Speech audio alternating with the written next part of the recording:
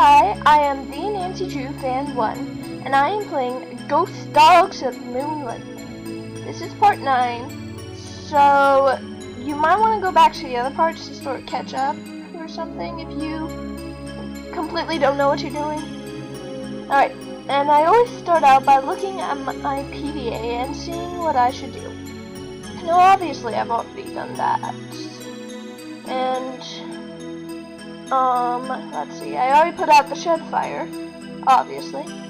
So let's call Vivian Whitmore, since we're right here by the phone.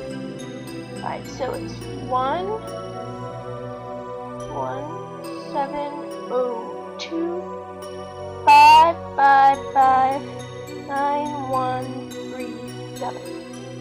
Ring, ring, ring, ring.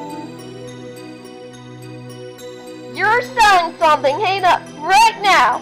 I got an air horn in my hand that could step in a dinosaur, and I'm not afraid to use it. Oh, no, please. I'm not selling anything. Believe me. Is this Vivian Whitmore? Maybe it is, maybe it isn't. You got exactly 5 seconds to state your business. My name is Nancy Drew. I'm calling from Moon Lake, Pennsylvania.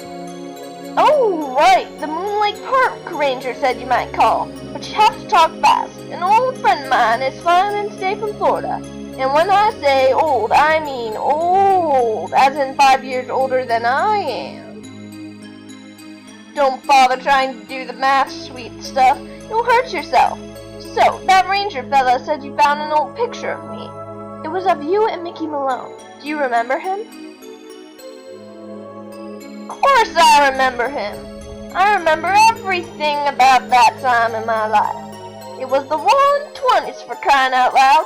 One of the most exciting decades in American history. Just because I've got a few years on most people doesn't mean my brain's turned to tapioca, sweet stuff. I'm sorry, I didn't mean to offend you. Mickey and I dated for 5 years.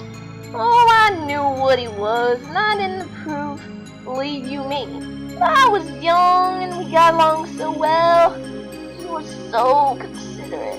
He always kept birch beer on tap at that speakeasy of his, just for me. He had a speakeasy? Where? Sorry. It was in the basement, right there at Moon Lake. Dad never knew about it, but everybody who was anybody on the East Coast back then, actors, musicians, bankers, politicians, they knew. You weren't big time unless you made at least one trip to Moon Lake Mickey's. That's weird. I'm staying in his old house on Moon Lake, and I haven't seen any sign of a speakeasy. Of course you haven't. You're not supposed to. Only Mickey and Willie knew how to get into the speakeasy from the house. The rest of us had to go in and out the regular way, through the cemetery. The cemetery?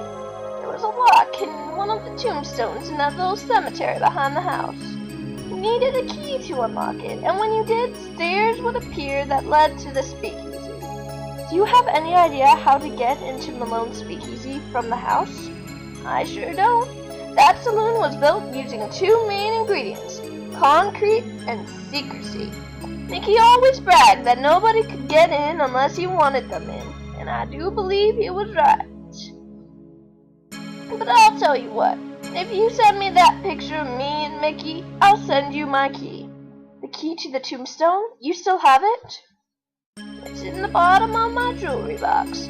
I've come this close to throwing it out 100 times, but it's so small, and the memories it brings back are so big. Well, I just couldn't. As a joke, Mickey had a tombstone made with the name of his federal agent who had it out for him and inscribed on it. That's the one the key unlocks. Do you know anything about the safe that's in the cellar of his house at Moon Lake? You must be talking about the wall safe. That was Willie's. By Willie, I mean William Akers, one of the guys who worked for Mickey. I don't suppose you happen to know the combination? No one knew the combination, not even Mickey. Mostly because Willie was constantly changing it. He was a little paranoid and superstitious. Well, as I recall, he picked the most unlucky number he could think of and used that for the combination. He called it a reverse jinx. Unlucky number? Like what?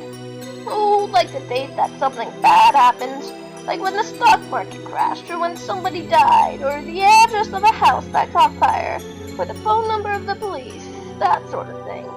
It's been fun talking to you. Absolutely, positively.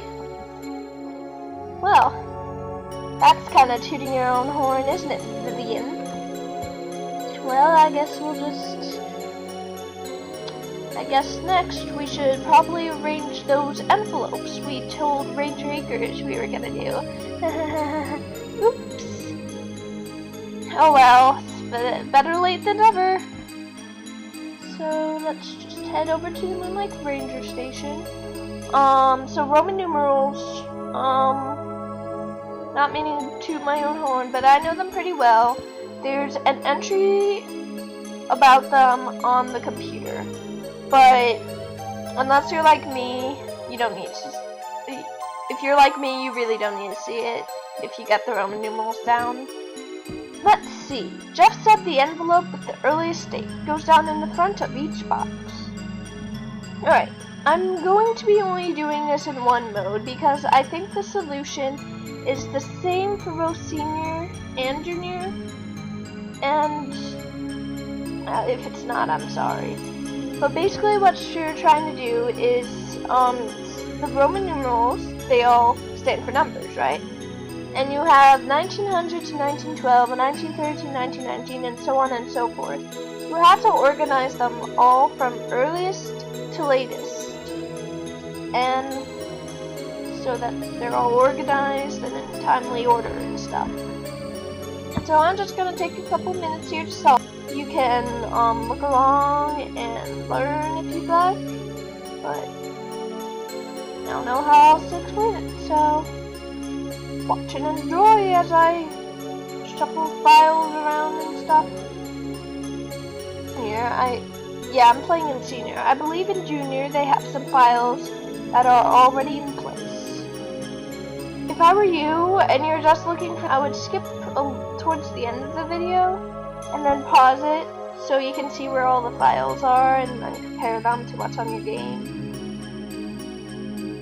That would probably be the best solution for the quick-minded.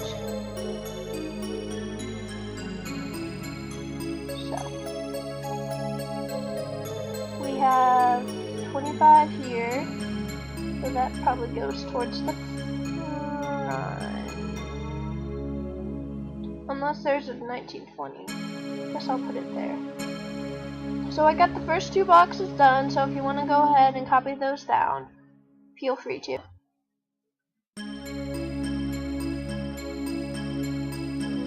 If it has an L, and if there's an L and no X in front of it, there's a good chance that it's in the far right one, the 1946 to blank.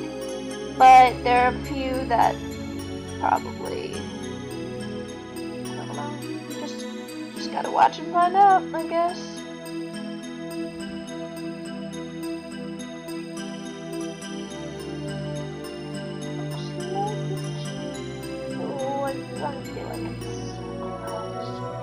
Okay, that's obviously doesn't fit into 1920 and 1945, so where's the one I'm missing?